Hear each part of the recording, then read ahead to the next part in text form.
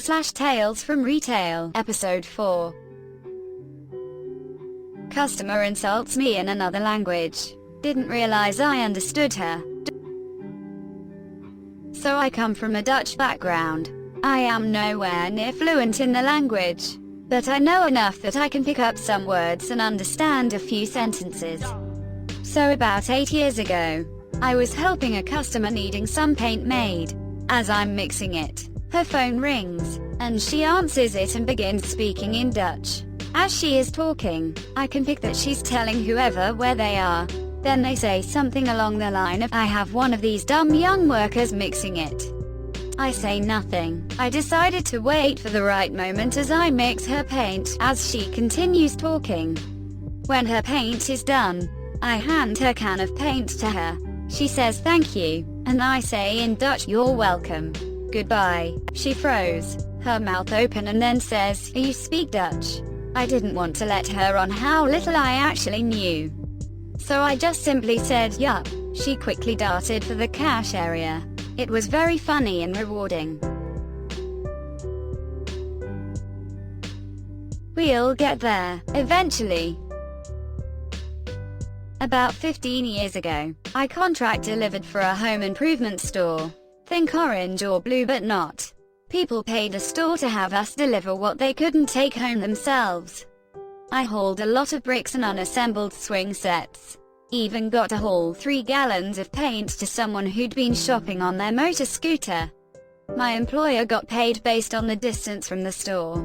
I was ordered to call the persons I would be delivering to before I left for the run. I often had 5 different orders on the truck miles apart. Did so for 2 months. People didn't much like being called that early on a Saturday. Many seemed to understand. It stopped one Saturday morning. I called the customer at 9 a.m. to deliver cabinets. I'd actually use a van for that run, but since I was heading out with the flatbed, I was told to call ahead anyways. I didn't get to their site until after 3. Because I have a soul, I had called the customer when switching trucks to let them know that I was coming with their load. They hadn't been waiting all that time. Just barely gotten out of the van when the customer started in. "You called at 9 a.m. but don't get here until 3. I stopped him and said, "Not my idea, I think it's stupid too.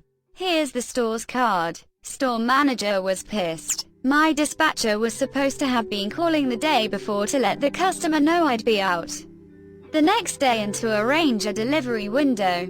He'd gotten busy one day and just decided to change the procedure permanently. Oops, number 1. It also came out that he wasn't adding delivery fees for longer runs. Under 10 miles was $25, 10 to 30 was $35, and 30 plus was per mile. He was charging the middle fee for everyone. The store actually made money on the deal as most people lived closer. Only on a rare occasion did we go farther. Oops, number 2. But he'd built up a slush fund into his budget, which failed when a development 40 miles from their store started ordering. They came to us as there were no closer stores yet. Is one now. They'd sold houses faster than their cabinet maker could ship. I made 10 trips one day, $500 worth. The dispatcher had only charged $350. Rather than increase the fee, he just decided to not record all our runs. Oops, number 3. But we did. This one went right up to HQ. My boss stopped working for them immediately. I feel for the people who had paid for the deliveries we didn't make. Took 6 months of court to get our money, and the company had to pay our lawyers' fees. It was about that time they bought a pickup or 2 to rent at each store. Customer realizing that our stock wasn't bad quality but couldn't bring herself to apologize. Years ago as a teen, I worked in a school uniform shop during summer holidays. I enjoyed working there and got on well with the bosses, so when they required cover for time outside of the holidays, they would occasionally ask me to work, which was fine by me because it meant more money for me. 2007, I think it was about a month or so into the new school year starting, so September or start of October, and customer stormed up to me with her daughter trailing behind. Customer equals C, me equals M. C, I want a refund on my daughter's pullover. I was going to wash it and found holes. It's awful quality. M, I'm sorry to hear that. What seems to be the problem? C, there are holes in the sleeves. School year has only just started and this is ridiculous, and the wool's unraveling and making holes already. M, righto. I'll just have a look at it to see what the issue is. It may be a manufacturer fault that we may need to keep note of for other customers experiencing the same issue. C, fine, proceeded to throw it on the counter. M, after inspecting, the jumper isn't unraveling. The holes look like they've been made deliberately due to the clean cut here. Could it be possible that your daughter has made the holes herself? I know that it's a bit of a trend to make thumb holes in jumpers given the placement of the holes.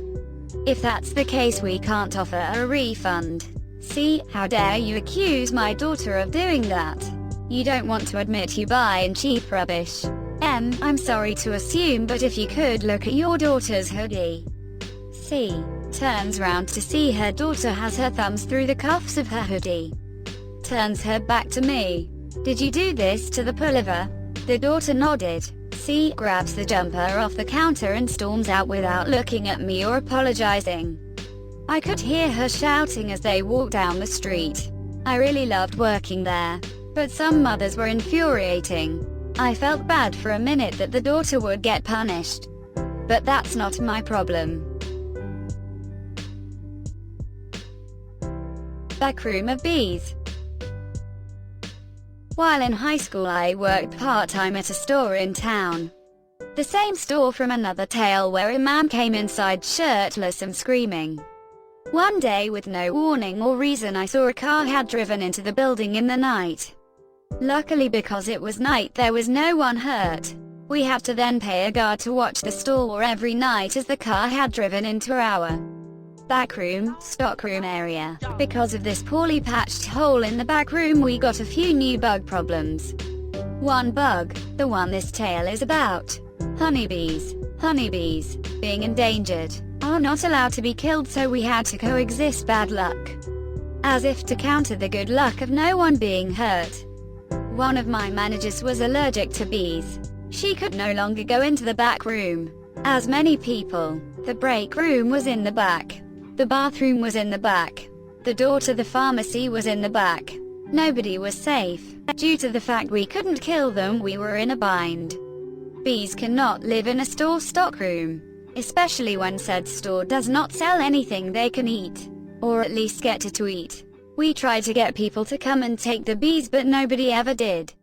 Free honeybees, we would tell beekeepers, and quite a few even seemed glad to come pick them up, but never even showed up. If there was an issue in moving them, it would be different, but they just never came. By the time I left that job, the bees were still there. I give up. First post ever. Hope you all enjoy. Background. This happened about 6 to 7 years ago, so I don't remember all the details, like exact pricing and stuff. I used to work sales at a sporting goods store in Cali. We had some canopies on display because they were on sale. We had a 10x10 straight leg, a 10x10 slant leg, and a 12x12 slant leg on display. The measurements are taken from the bottom of one leg to another. Important for this story. Cast me LWMHFG, lady who must have failed geometry, L for short. So, I get called to the canopy section because LWMHFG needs help. Me, hello mom, how can I help you? L, I wanted to buy a 10x10 canopy. Me, okay, did you want your canopy to have a lot of shade, or to be sturdy? L, sturdy. M, okay, I recommend the slant leg 10x10. I pointed to it. L, but that one doesn't have much shade as the other. M, right, because the legs are slanted to make it more sturdier. L, so then which one should I get? M, well, if you want more shade, get the straight leg. If you want more sturdy, get the slant leg. L. Why is that one called a 10x10 if it doesn't have as much shade on it than that one? M. Because the measurement is taken from the bottom, not the top. So, the slant, literally slanted my arms, is a 10x10 but has less shade. L. Well, what about that one? Pointing at the 12x12 slant leg. M. That is the 12x12 slant leg. It has a little more shade than the 10x10 slant leg and is just as sturdy. L. Why does it cost more than these two? Pointing at both 10x10. M. Well, because it is bigger due to the bigger base, which gives you more shade as well. L. Okay, so which one do you think I should get? M. Again, it depends on if you want something more sturdy or more shade. L. I want a 10x10. M. Okay, which one? L. Which one is the best? M. I'm sorry, Mom. I think I need to get you a manager that can help you. At that point I walked away, told a manager that this lady needed more help than I could offer and went back to where the shoe section was. Thanks for watching. Like and subscribe for more Reddit content.